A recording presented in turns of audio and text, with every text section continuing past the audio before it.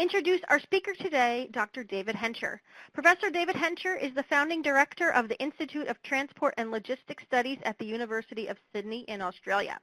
He is internationally renowned as a leading research pioneer who has dedicated his career to the analysis and improvements of infrastructure systems around the world. He has published over 630 papers in leading international transport and economic journals, as well as 18 books. David has advised numerous government and industry agencies in Australia and globally in the broad areas of transport economics, demand forecasting, economic evaluation, policy, and planning. With that being said, I'm going to hand the presentation over to David. David, take it away. Thank you, Stephanie, and good morning and good evening. The topic that I have chosen to share with you in the next 30 minutes or so is best described as very trendy and potentially a topic where we're not quite sure whether it will make a significant difference or not to the performance of our transport system. Historically, much of the debate on mobility as a service, which I will define shortly, has emanated from Europe, particularly Scandinavia, maybe less so in the US, although interest is growing fast. So I want to take you through a little journey in the next 30 minutes, just to talk about some of the clarity of definition and to ask the question about what impact this may or may not have on conventional public transport. In leading into this topic, it's fair to say that there's a lot still to be learnt. There are more questions than answers, but it is a popular interest these days. Some people have suggested maybe it's more hype and rhetoric than substance, but I think it's too early to make a definitive decision as to whether mobility as a service will make a significant difference to the way in which we deliver our transport systems, not only in urban areas, but also in regional rural contexts. So what is MaaS, mobility as a service? And there are a lot of definitions floating around, and I suspect they will be continually evolving over time as we get a better understanding as to what this may or may not mean in terms of its impact. So not sure what happened there. We seem to have lost the picture. So mobility as a service is not mobility service. It is also not mobility on demand. It is more than just trip planning and booking. It's more than real-time information. It's more than a fare payment in a single user interface. Generally, MaaS focuses on the aggregation of all the mobility options and links them to a subscription service. So it is the way in which we combine, through a one-stop shop, if you like, all the new technologies through digital disruption, digital transformation, as well as the platforms that are currently available through what are called mobility wallets, to be able to access through a much better choice set, including better information, possible ways in which people can travel. I'll be focusing today on passenger transport, but there's no reason why MaaS could not be seen in a broader context of freight. So what is MaaS? The definition that I'm proposing is, which comes from Cubic, but it's not dissimilar to many other definitions, is a combination of public and private transport services within a given regional environment that provides holistic, optimal, and people-centered travel options to enable end-to-end journeys paid for by the user as a single charge and which aims to achieve public equity objectives. Now, that latter point is really important because keep at the back of your mind at the end of the day that MaaS is not just a way in which people who opt into providing services like Uber and taxis and whatever can make money. It's designed also to add value to the way in which our cities evolve, our regions evolve. And I think this raises fundamental questions about what are the objectives of MaaS. So keep that in mind. And my main point is to say that the objective is not simply to allow the private sector to make money. It must be a mechanism and hopefully an attractive mechanism for government to achieve certain outcomes that they may have struggled with within the current operating environment. And I'm thinking particularly about ways in which we can embed within MaaS opportunities for pricing reform, especially in terms of the car, and even incentives to actually get people out of cars to increase the use of other modes, be it shared cars, e.g. Uber, Olay, Lyft, etc., but in particular mainstream public transport, even if that does involve on-demand, responsive, point-to-point services rather than just the regular fixed timetable services. So it's a big agenda. It's one that's evolving, and as I said, more questions than answered. So schematically, what we've tried to do, and this comes out of a book that we're writing on mobility as a service, which hopefully will be finished by the end of the year with Elsevier, is to set some clarity about the language that's being used in this space. This is by no means definitive, but it just gives you an example of where we've started with what we currently have mainly is unimodal PAYGO. In other words, no integration, and you, in fact, even using an app, you just pay for the particular service on the services app, and away you go. And then we're now starting to get payment integration, including full credit card, all modes. I mean, many places in the world recently come from Singapore. It's all tap on, tap off with your credit card on all modes of transportation. But it's still a mode-specific platform. And then the next phase is what's known as multimodal travel platforms. Still PAYGO, payment integration, trip planning information advice, and that's really important. It's not just a matter of using an app to book or to use the services, but it can also inform you about other possibilities that you may or may not have thought about or experienced.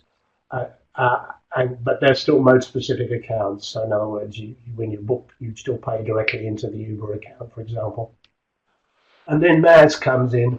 And just recently, as a result of a conference we ran in Singapore, we started to distinguish what's called high and low-level MaaS. Low-level essentially still being an element of PAYGO, compared with high-level MaaS, which is through a subscription bundle. So I'm going to talk mainly about high-level MaaS as we go through, but this is the journey.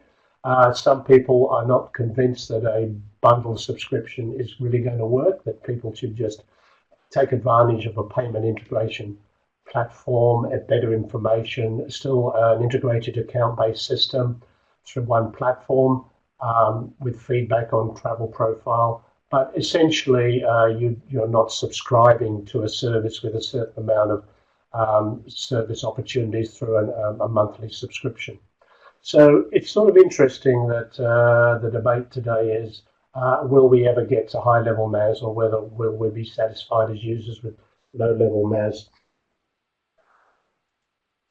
So moving along, in terms of aspiration, I guess, and this is a diagram that has a very much US-centric perspective in terms of the high dominance of the car in many of your cities. And so in the US we call this transport network companies, and the challenge, I think, is to see if we can increase the size of that intersection in this Venn diagram between private car use, private TNCs, and public transport. And will the packaging strategy of MaaS actually aid that or not? So this is where we'd like to be tomorrow. Whereby we integrate all the modes and we reduce the use of the private car, and the car will still clearly have an important role, but maybe more in a shared environment. That is a challenge, I might add, about changing the culture of sharing in many societies. The US, Australia are good examples of where people are generally not keen on the idea, but it is growing, especially with millennials. But to what extent will they maintain an interest in that sort of perspective through time? As they move through the age categories, time will tell. So just by way of a brief update before we move on to a bit more detail, PAYGO, to make sure you understand what that is. That's the status quo. If you take a taxi, you pay the price. If you take a bus, you pay the bus fare. In contrast to MaaS, which I've described to you already, and essentially it's a monthly transport plan. There's a fixed price. You get a fixed number of taxi kilometres, bus and train tickets, or you or it could be open-ended, and some have suggested that all public transport could be free through that plan with an additional subsidy from government if in fact it does provide a mechanism for reducing car use. And one of the objectives that many people are saying that MaaS is aspiring to do is to reduce car use. So we're not sure whether that's an objective that's generally accepted, but that clearly suggests a way in which the government might be interested in contributing through some sort of financial incentives or other incentives to encourage the development of MaaS if it reduces car use. By the way, we can track car use and reward that appropriately with GPS systems these days. And even the privacy issue is not a big deal in some countries. It is in others. We do understand that. So let us conceive mobility as a service. It has many, many characteristics. I think by now you would understand what it's all about. It's all about bundling services. It's all about a unified routing mechanism and a unified or single payment. And you have many transport providers. Of course, they have to join. There's no guarantee that they want to participate, but it ranges from all the car sharing to the ride sharing to e-bikes to all the forms of public transport. In other words, any form of transportation that can actually move people is an eligible candidate for joining in. Essentially, we're looking for the relationship between what the customers want, who is willing to supply the services, and how can they be aggregated through a broker to make sure that the customer is being satisfied through the supply.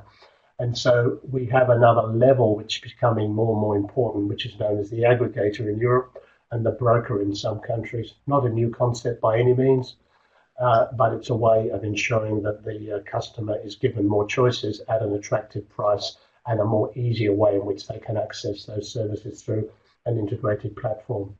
And there are trials around the world, and I'll talk briefly about one in Sydney towards the end, which we're doing for the next 2 years. But the essential elements of this MaaS process is what I call the 3 Bs. Bundles, which is how you package these mobility options together. Budgets, understanding what is it that users really want. And it's not just what they've previously experienced, but what other options in the future may be attractive depending on service levels and costs. And of course, how are we going to set up the broker as the new contracting model or new business model that interacts with the suppliers of services and those who wish to consume those services. Just an example from Europe, given that there's been a lot more work done in Europe, especially in Scandinavia, I might add that there have been a lot of trials, many of which you've never heard of because they failed. And there are a few that are out there at the moment, mainly PAYGO in Sweden and WIM in Finland, typically with very small numbers of people, maybe 70 to 100 people. And this is just an example of looking forward how these MaaS opportunities can be packaged for specific trips, like commuter trips for an individual, or they could be packaged for a business. In other words, an organization can subscribe to a package that benefits employees, or family package where you can do it through a household, because it's not always the case that all the modes would be relevant to specific individuals. So there's a lot of innovation here that still has to come.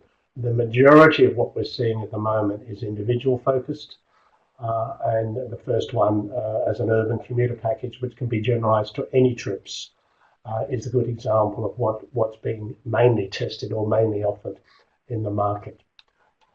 For those that are particularly interested, Global, MaaS Global, based in Europe, is really a good example of an attempt through WIM to promote the packaging of a subscription service, including the option to just stay with PAYGO, but still have access to various modes of transport through a more convenient platform. But that then leads me on to say, well, a lot of this sounds all very interesting, but a lot of it's happening regardless of MaaS anyway, in terms of what I call preconditions. So it's worthwhile just mentioning that smart transitions are already occurring.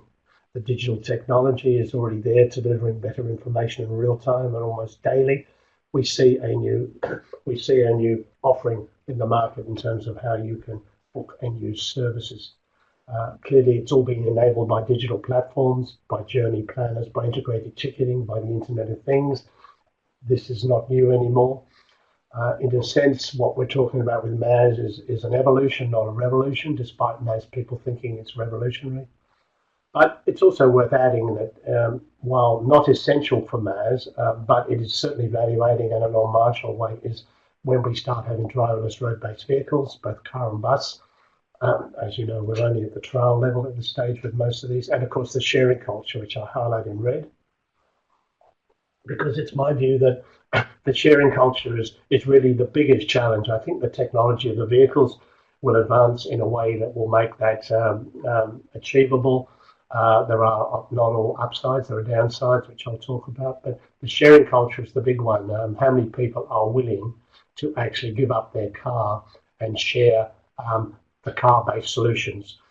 We don't mind sharing public transport, but when you're in a more confined space, especially with strangers, which I think in time can be resolved through the way in which you subscribe to services where you get to know the group that you're traveling with. This nevertheless is a major cultural shift away from not owning a car and using shared modes of transport. I mean, Uber in a sense has become one of those options with people giving up their second car.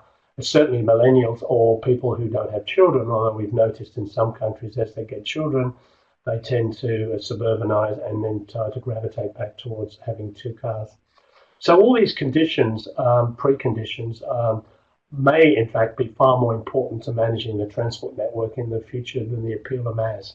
Time will tell. So MaaS is an extra layer, if you like, on ways in which we could offer more improved mobility and hopefully satisfy some broader societal objectives like reducing car use, reducing emissions, and generally improving the well-being of our citizens.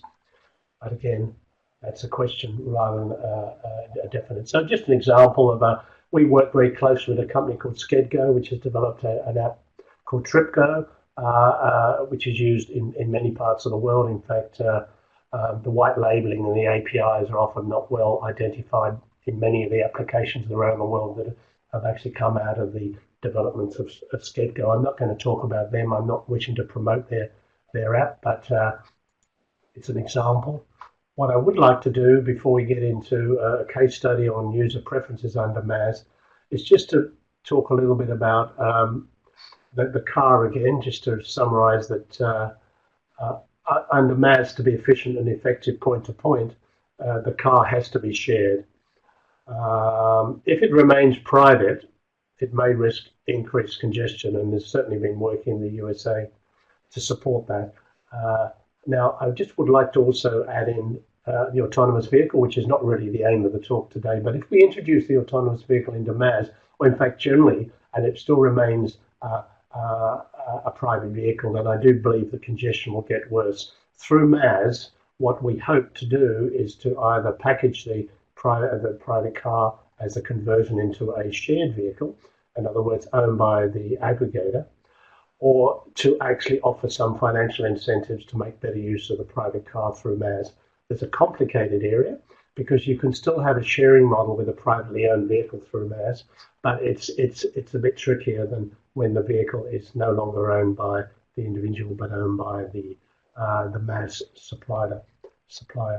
So that still remains an issue, and I suspect that what we're going to be seeing in the early days, in fact, it's true in all the MaaS trials, including the one I'll talk about shortly, is that we're treating the private car as remaining outside of MaaS, which means that a substantial number of trips may still be unrelated to the MaaS offering. And this could actually be a weakness of the whole MaaS approach if that continues into the future.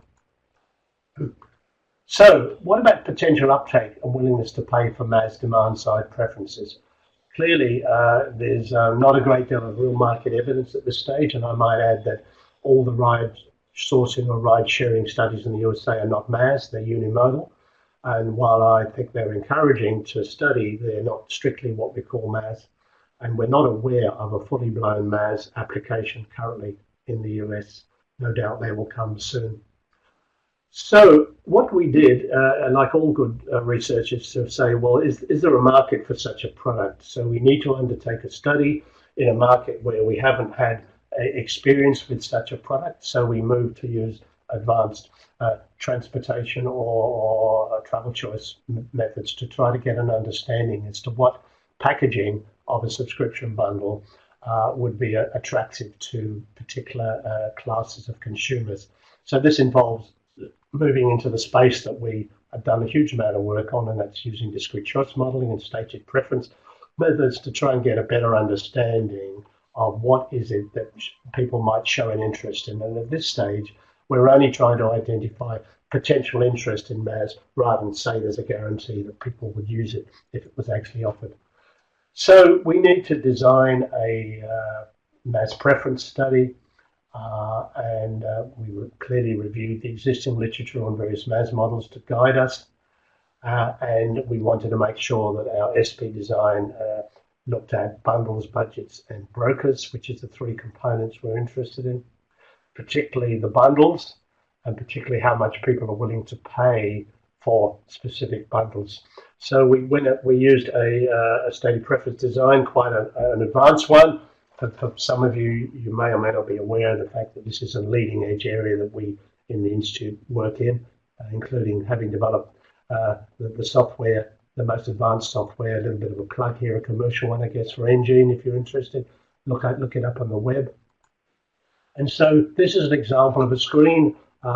Clearly, there's a huge amount of work that leads up to developing a screen like that with pilot surveys and so on to make sure that these things make sense. We did them as a face-to-face interview because we don't think we're ready to do online non-interviewer based surveys in this area at this time, although I suspect that may change as we get to understand how well people can understand these somewhat more complex stated preference surveys.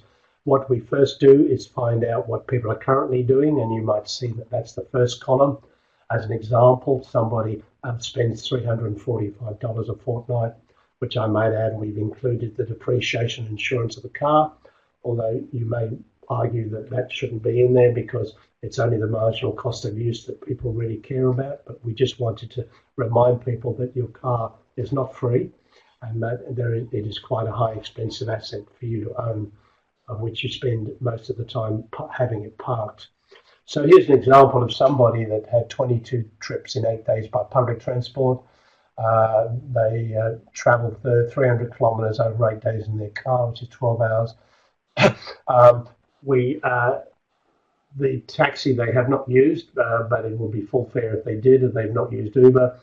And credit transfer is not applicable at this stage because it's not part of the package. So we then went about designing variations around that.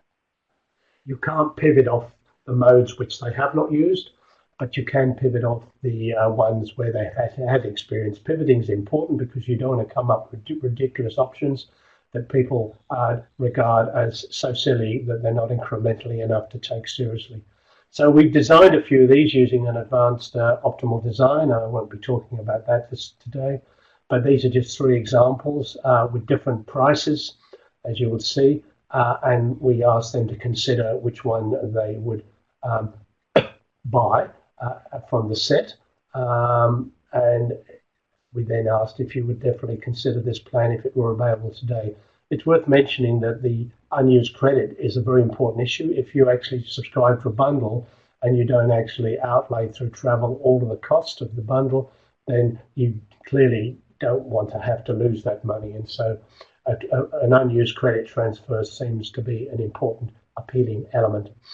We asked a supplementary question about what impact this choice might have on public transport use. And that was an interesting set of results, which I'm about to share with you. So fundamentally, this is the very first, although UCL London have also looked at this issue, to get a sense about the extent to which there might be an interest in particular types of packages, in this case still limited to a car, but it's car to go, which is a shared vehicle, the discounting on taxi and Uber or not, and of course the continuing use of public transport. Some people have suggested that what we don't want to do with MaaS is dilute the use of conventional public transport by having people switched to ride sharing or car sharing modes. But there is a response that suggests that there's nothing wrong with that if it reduces private car use on the road and hence has a positive impact on congestion and emissions. time will tell. So what we also did as a safety net is that if they didn't like any of those plans, why don't you design one and let's just see what people come up with. So here's an example of one that someone designed compared with their current record. We thought that was important just to see if the range of MaaS offerings through the experiment, this being 3 only, there's many various combinations in the full design, to what extent we were happy that we have captured what people would like to do if they created their own plan. In other words, the range of the levels of services offered by the modes in the design was representative of the range in which we think there is a potential market. So in summary, what did we find from the survey? And I'm going to talk a little bit about people's preferences on specific modes, but then go on to willingness to pay. I think the best way of summarizing this is to say that if somebody uses public transport only, they're not that interested in MaaS. If they use the car only as a private car, they're generally not interested in MaaS. At this stage, of course, societal preferences may change as more and more people change their travel patterns and others get to know about them and say, well, not too bad after all. But what we found was generally that people who have experienced different modes over the previous period of interest are more likely to show interest in MaaS. And indeed, in locations where there is a greater variety of modes available, and in Sydney, where we did this study, it's the inner west, where there's a good mix of what we call car next door, various car sharing options, a much more higher access to Uber and taxi, and of course much better public transport, is that they are the locations where people say, well, we might be more interested in using MaaS.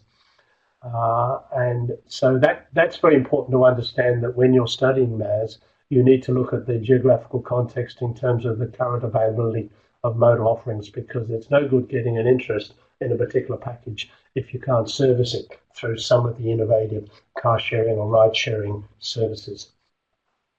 We did focus on individuals, but there is certainly a role in the future to extend them out into families, groups and organizations. In fact, a number of the respondents said they might be interested if they could subscribe as a household rather than just subscribe as an individual. And I think the other thing that's interesting for us is eventually how do you build MaaS into strategic travel models where you can't just look at mode choice and a normal unimodal choice. It's got to be a multimodal choice situation in the future. So what we did, just an example, because we wanted to get an understanding of how much people are willing to pay for these different service levels. And we used advanced discrete choice models, mixed logic models, if you like, if you're familiar with them, which allows for preference heterogeneity rather than just fixed parameters like multinomial logic. Now, this is just an example using the average levels of the attributes in the design. That what we found on average, this is how much a person is willing to pay to access car share, round-trip car share, unlimited public transport use, discounting on every taxi and ride sharing and so on. So that's not overly interested. It's just what's more interesting is let us actually take those numbers and take the model and put them into a plan. So here's an example of 2 plans where we have an entitlement per fortnight in terms of the number of car days. We've taken 2, car hours 10 and 15, car sharing one way or round trip, advance notice in booking, whether it's an hour in advance or 30 minutes, discounting on taxi, discounting on ride share, mainly Uber at the moment, I guess, although Olay and Grab are widely used around Asia. How many public transport days of service, and what we find is that the average willingness to pay for those 2 packages as shown. Of course, we don't need to use averages. We can actually feed through the relevant willingnesses to pay for every person in this sample and actually design a plan that suits every individual as what we call co-creation. Of course, I suspect that would just be a starting point to sit down with them to make sure that that's going to work for them and to be able to guarantee that you can offer that plan, because one of the concerns in MaaS is how many bundles can we actually manage efficiently through the aggregator. And WIM in Finland only offers 4. So there is a big issue here about to what extent you can tailor these things to be unique to each individual. Maybe in time we can do this, but there's a sense that we may have to limit the number of bundles because of the logistics of actually operating a MaaS program. Time will tell. But it's interesting that there is scope to identify a set of starting prices, because the last thing we want is to come up with some ridiculous bundle offerings and prices that nobody's interested in. They must be driven by the market, and we have started the journey in getting a bit of an understanding. But it's more than just understanding consumers, it's understanding the governance structure in which these things may be delivered.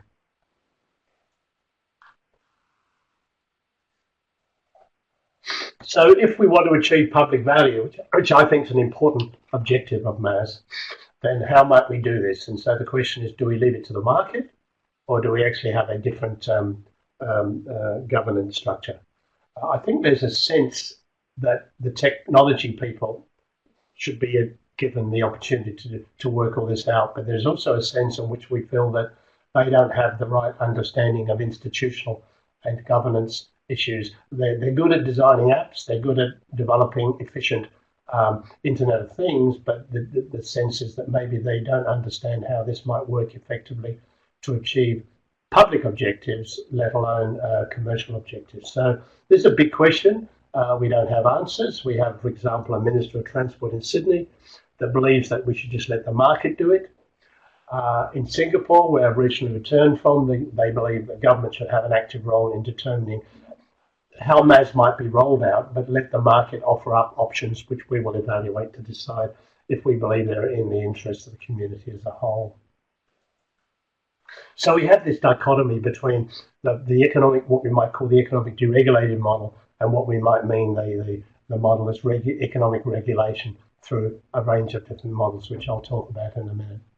But it sort of reminds me of the whole debate in the past about, should public transport be deregulated or should it be controlled by the government agencies, either by them running it or allowing it, or it being offered up to the market through, say, a management contract or competitive tendering or something like that.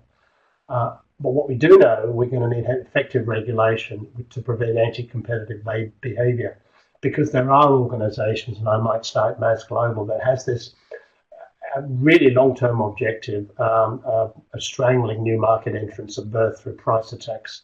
And so we have to be a little bit careful. In a sense, Uber's tried that in other ways, but clearly there's been a lot of competitive responses to Uber, so we might be less worried about that at this stage.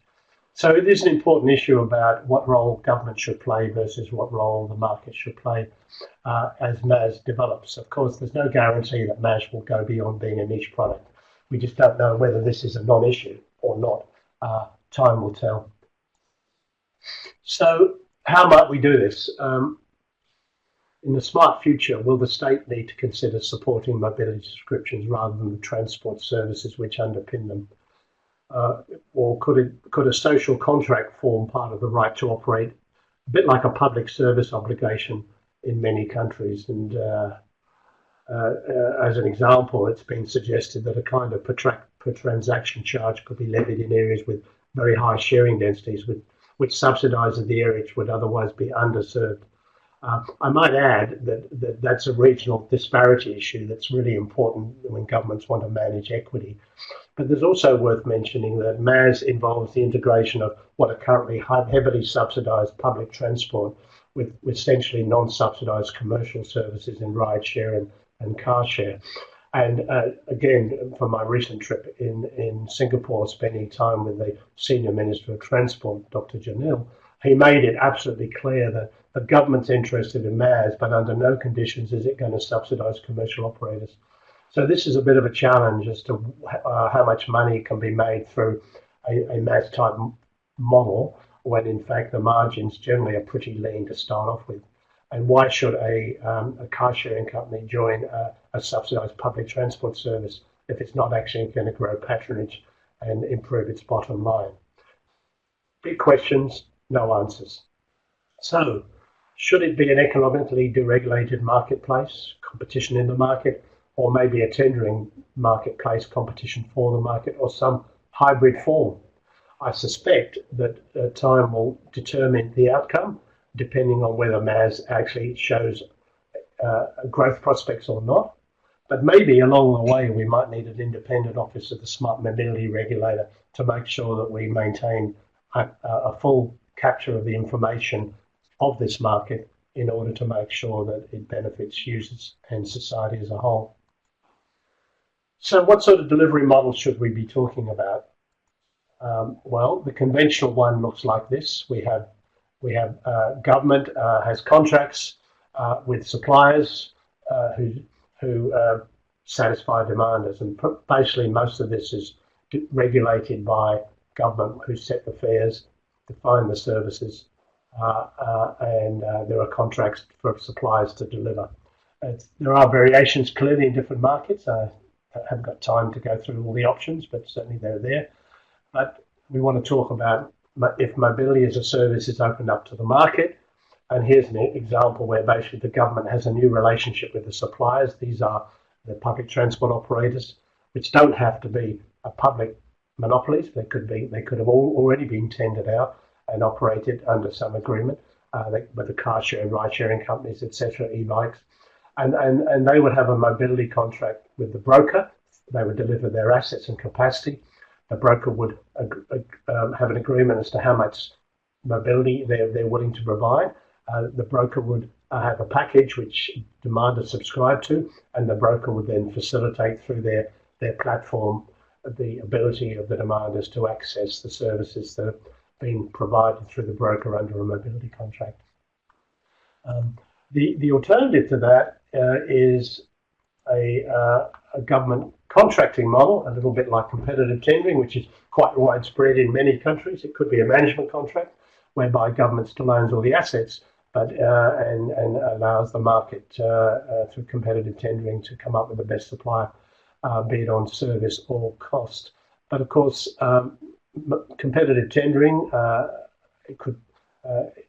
is a mechanism by which we're simply saying if the government is to have some role in influencing MaaS in terms of supporting their societal objectives, and this could be in fact providing some additional financial incentive into the broker model beyond simply subsidising current public transport as it does, is that we would have a competitive tendering process, and the government would then essentially only have the role to ensure that the suppliers through the broker deliver a service to the demanders of which the government is willing to provide some form of accessibility support. But the government's role is limited to essentially a regulatory role and key performance indicators, compared with the economic deregulated model, where it really has limited role other than regulation for safety and things like that, but not economic regulation, through to this model where it has some economic regulation responsibility because it's actually funding the broker to deliver a certain level of service through a gross contract or a net contract, for example. This is a very interesting area because I think when MaaS first hit the deck, there was a sense that it will be market-driven alone, but there's now a concern as to how it can actually, through the aggregator, be financially sustainable. And we suspect many of the models that have been assessed but have never hit the day of light have failed because of this issue. And there's nothing wrong with government supporting this through competition, through competitive tendering, competition for the market rather than in the market, because it may be a mechanism by which the government can actually achieve some of its broader objectives. For example, if it's able to encourage greater use of public transport, and it may lead to a reduction in subsidy, regardless of whether it supports reduction in car use. One argument that I'm putting forward in this book we're currently writing is that there should be an additional subsidy into the MaaS model where you can demonstrate that users have switched from car to public transport. In addition, that is, to the existing subsidy of public transport, which, as we know in many countries, fare revenue covers very little of the cost of providing the service, typically 30% in many countries that I've worked in. So we do have this issue of deciding what's the governance model looking forward, and I've just discussed this. So this leads me to my very final comment, and that is what might MaaS mean for future bus contracts. This is where I originally got interested. It's not clear as to what sort of bus services will stay out of MaaS and which ones might join MaaS. For example, one doubts that school bus services, which are essentially fully subsidised by government, are not going to be in a MaaS model. They're dedicated to moving school children, but it may be that some other aspects of regular public transport could move into MaaS. In fact, it could be just an add-on to what they currently do. In other words, it's not switching services out of conventional regular public transport contracts, but it may be that new services, especially on demand, for example, could evolve through MaaS. What this does mean, though, is that we will be then talking about mobility contracts and not public transport contracts, because it's the mobility contract which is the determining governance model, not individual contracts for taxi, bus, rail, and so on. So in effect, what MaaS has done, if nothing else, it's made people start to question the rather inefficient way in which we have unique contracts which deny competition between modes in the way in which they are regulated through government agencies in many countries. So, almost done. Imagine the future. Small baby steps. Who's a MaaS skeptic? Who's a MaaS supporter? I must say that I was much more of a supporter in the past. I'm a bit of a MaaS skeptic, but I'm not totally against it. But let me imagine the future. To finish, I see the growth of MaaS mobility contracts linked to digital mobility apps. Not sure to what extent and how many will fail or not. I do see some conventional public transport being folded into mobility contracts. I do see multimodal contract brokers playing an increasing role, even if it is just a pay-go type mechanism with better information supply rather than a subscription. Right? We call that light, low-level MaaS or light MaaS. I believe that public operators may become providers of all modes, ensuring matching of vehicle user need. After all, public transport operators have huge public transport and transport experience in general, so we want to take advantage of their skills, and we shouldn't deny them the ability to move into the ride-sharing and car-sharing business as well. I think geographical contract boundaries will have to disappear, because if you're to introduce MaaS, it shouldn't be restricted to location, and that means that services should be able to go point to point to virtually anywhere. At the moment, in many jurisdictions, we can only operate a specific bus contract in a specific area, be it management contract or not. I think new mobility regulations will replace mode-specific contracts. We don't know when. And the autonomous car and the autonomous bus of varying sizes will act as essentially the same mobility mode, but with different passenger capacities. I think this is an important issue, that we don't really care what you call it, be a bus, a train, a car. It's all about efficient movement of individuals, and it's all about making sure that the capacity is optimized in the vehicle and that it doesn't have negative effects on the network as a whole. I believe that pricing will be market driven, and there may be a community service obligation built in as appropriate for specific users, because I doubt that people on low incomes, people who are disadvantaged, will necessarily be able to afford some of these MaaS options. But they could if, in fact, we move into the user side subsidy. And in fact, MaaS essentially can provide subsidy to users rather than providers. The difference is important, as you might know. A provider side subsidy, you give the money to the operator. A user side, you actually provide discounts to users. And the other point I want to make, just to finish, is that we're assessing this at the moment with a trial. We're funded for 2 years through what's known in Australia as a Cooperative Research Centre at the University of Sydney, with IAG, which is the largest insurance company in Australia, and Skedco, which is an app developer. These are the objectives. I'm not going to go through them in any detail, but you can see that it's really an ability to test the extent to which MaaS may be of interest to the market, how it might influence travel behaviour, and to document the experience. One of the big experiences is how you bring together the suppliers, the customers, the broker, in a way that creates a partnership to deliver these. And just the logistics of setting up MaaS, which is now 6 months into our project, has been challenging, but we've learned a lot. And we will be going into the full trial in the next month. Not too much to talk about this. This is essentially participants who book through the app to the broker. The services are provided, they're tracked, information comes back, we monitor what people are doing, they pay for it directly through the broker, who then through the subscription plan ensures that the money is recovered, and that's the way the system goes. This is where we're at. Just to give you a clue, we've done a pre-trial survey, so we know what people are doing at the moment, and even to get some interest in potential interest. We've selected the participants, we've established the suppliers, we've enhanced the TripGo application, which we now call TripI. The first month, which is about to begin, it'll be 6 months under PAYGO, just to make sure the app is working efficiently and people are used to the way in which we supply option information to decide on whether they might want to modify what they currently do.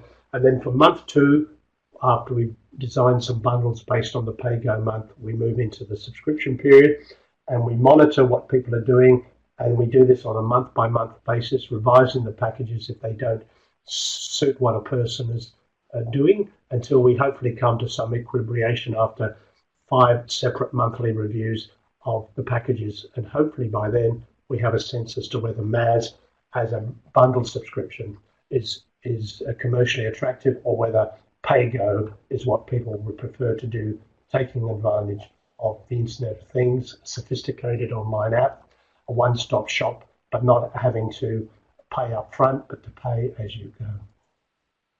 Thank you. Thank you so much, David. What I would like to do is spend the next few minutes or so going through some questions that we already have in the Q&A box. If you do have a question that you would like to ask David, do locate that Q&A box in the lower right-hand corner of your screen. Simply type in any questions or comments that you have. Let me start with the first question that says, based on what criteria did you predict the MaaS tomorrow slide? It's based on the survey that we did of quite a few hundred people in Sydney.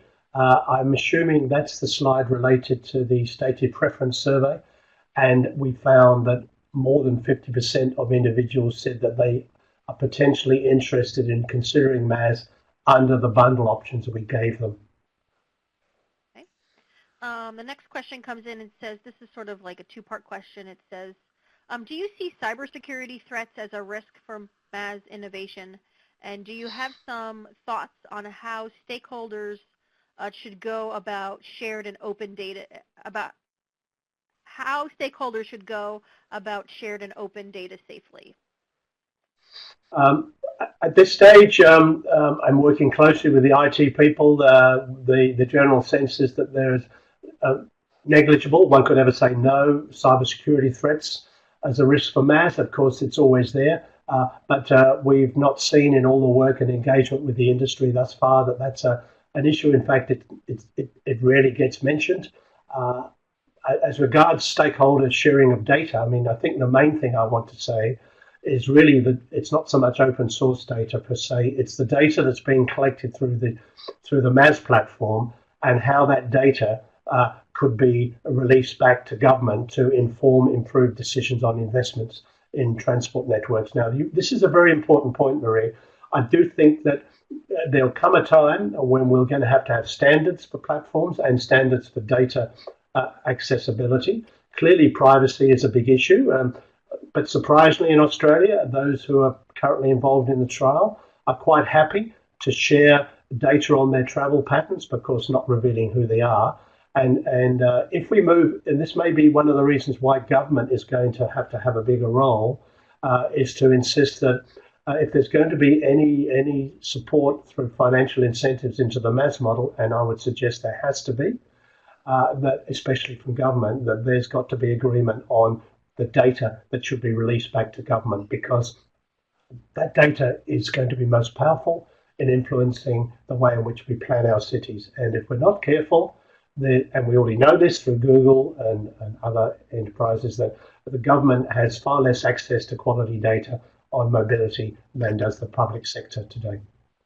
Okay. The next question comes in and says, will the OEMs need to be players in MaaS so it takes off, moving away from vehicle purchasing and leases to fractional uses, and what needs to happen with car insurance to factor in MaaS? Well, I think they should be players in MaaS. Car insurance is an interesting one. IAG is an insurance company, And their interest in MaaS, you might say, is partly due to the likely future implications with autonomous vehicles on the insurance premiums and their profitability. Um, my view is that the insurance companies will clearly be looking at new models in terms of the risks attached to participation of each of the modes in the MaaS model. It's a very good question.